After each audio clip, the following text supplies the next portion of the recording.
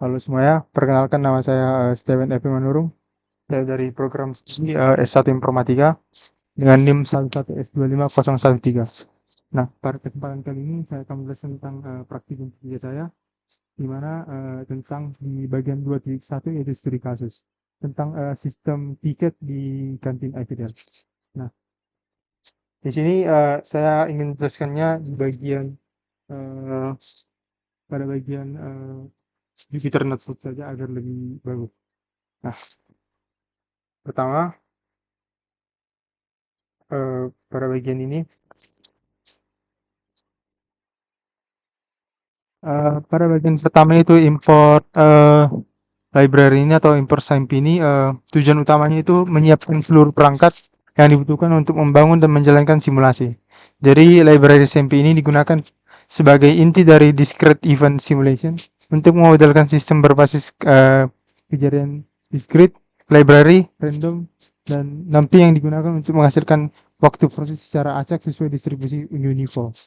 Kemudian dead time dan time delta dipakai untuk mengkonversi waktu simulasi menjadi jam nyata, sehingga hasilnya bisa ditampilkan sebagai jam yang sesuai dengan realistis.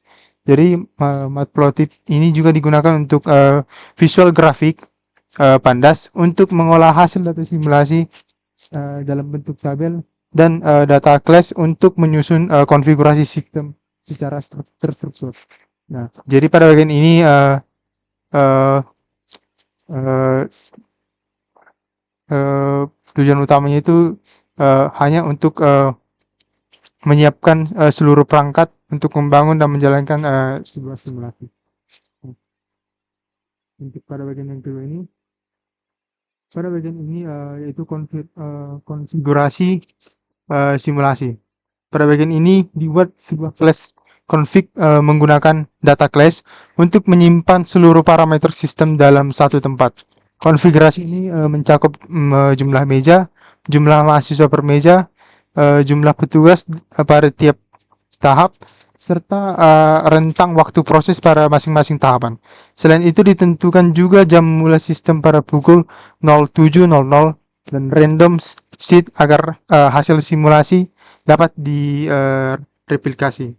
Jadi tujuannya itu agar konfigurasi terpusat ini agar sistem mudah dimodifikasi jika ingin menguji skenario yang berbeda tanpa mengubah struktur model utama. Dan dengan ini, dengan pendekatan ini, model ini menjadi lebih rapi, fleksibel, dan profesional. Nah, untuk bagian yang ketiga, pada bagian yang ketiga ini, inti dari program yang ini yaitu model simulasi sistem piket yang digunakan secara discrete event simulation. Dalam kelas sistem piket DES, sistem dibangun dengan 3 friskos utama yang mempresentasikan petugas lauk, petugas angkut, dan petugas nasi. Total ompreng dihitung berdasarkan jumlah meja yang dihasilkan setiap yang dihasilkan atau yang dikalikan jumlah mahasiswa per meja. Jadi setiap tahap proses yang dimodelkan sebagai antrian dengan kapasitas tertentu menggunakan SIMP resource ini, sehingga jika petugas sedang penuh maka ompreng harus menunggu.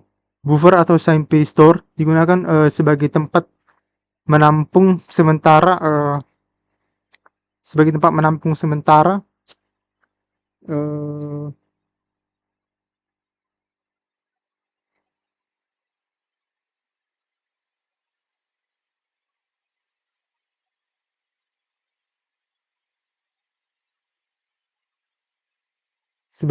untuk sementara para antrian bertahap. Proses ini juga untuk mengisi lauk di mana ompreng diproses dengan waktu acak lalu dipindahkan ke buffer berikutnya.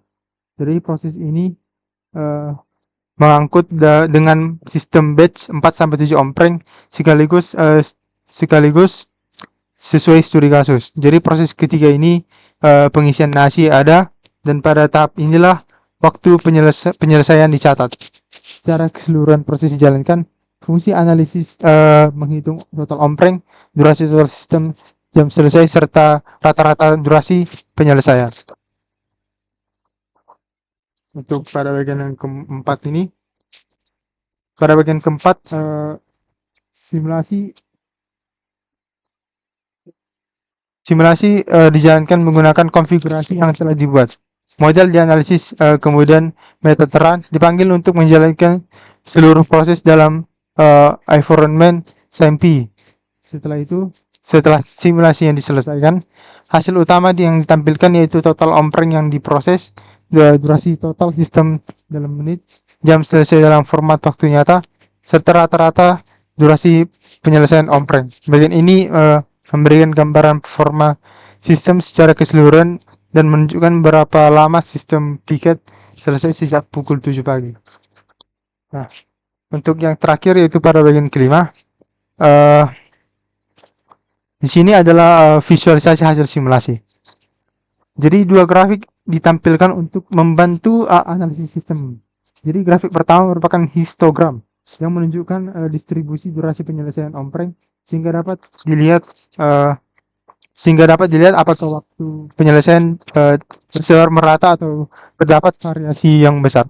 Jadi grafik kedua berupa skate plot yang menggunakan timeline penyelesaian untuk on-prem berdasarkan waktu simulasi. Jadi grafik ini membantu melihat pola penyelesaian dan memungkinkan terjadinya penumpukan atau bottleneck pada sistem. Bottleneck pada sistem. Dengan adanya visualisasi ini, analisis perform sistem menjadi lebih jelas dan mudah dipahami dibandingkan hanya melihat angka statistik saja. Jadi secara keseluruhan, kode ini dibuat untuk memodelkan sistem piket idle secara realistis dan menggunakan pendekatan discrete event simulation. Menggunakan discrete event simulation. Program ini tidak hanya menghitung waktu penyelesaian, tapi juga memberikan gambaran bagaimana alur antrean terjadi di setiap tahap proses. Hasil yang diperoleh dapat digunakan untuk mengevaluasi efisiensi sistem dan menguji apakah jumlah petugas yang ada sudah optimal dan atau masih perlu penyesuaian. Berikut jadi kesimpulan yang saya dapat yaitu praktikum ini menunjukkan bahwa sistem piket yang awalnya hanya terlihat sebagai kegiatan rutin sehari-hari sebenarnya dapat dianalisis secara ilmiah menggunakan pendekatan discrete event simulation atau DES. Melalui pemodelan 3 tahap proses-proses dan lauk, pengangkutan batch, dan pengisian nasi, kita dapat melihat bagaimana antrian terbentuk, bagaimana sumber daya atau petugas digunakan, serta bagaimana waktu total sistem dipengaruhi oleh kapasitas tiap tahap.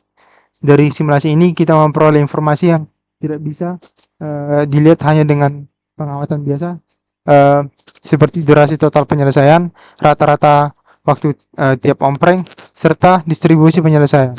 Dengan adanya data dan visual ini, kita dapat mengidentifikasi kemungkinan bottleneck pada sistem. Misalnya jika salah satu tahap memiliki kapasitas lebih kecil dibandingkan beban kerja yang diterima. Artinya sistem dapat dievaluasi secara kuantitatif, bukan hanya berdasarkan perkiraan. Jadi untuk melihat hasil kerja saya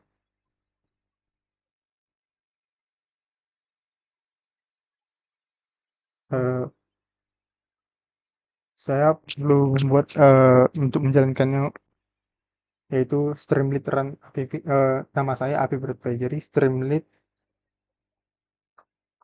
Run app.py.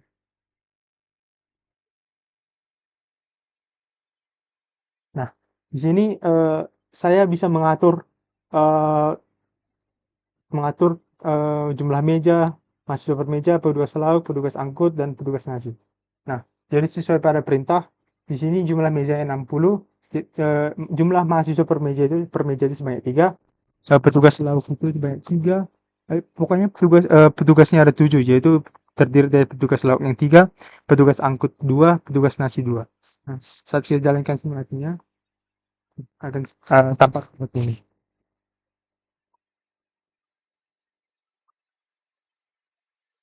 Nah, ini juga bisa kita atur, contohnya kita bikin mahasiswa per meja contohnya 6, petugas lauknya 5 contohnya, lalu kita tambahkan, jumlah mejanya jadi 70, kita jalankan, nah hasilnya mungkin jadi berbeda, jadi seperti ini.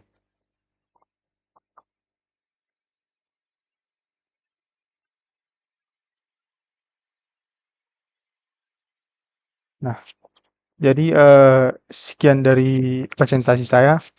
Mungkin masih banyak kekurangan dari penjelasan yang saya lakukan, tapi, akan saya lakukan. Sekian dan terima kasih.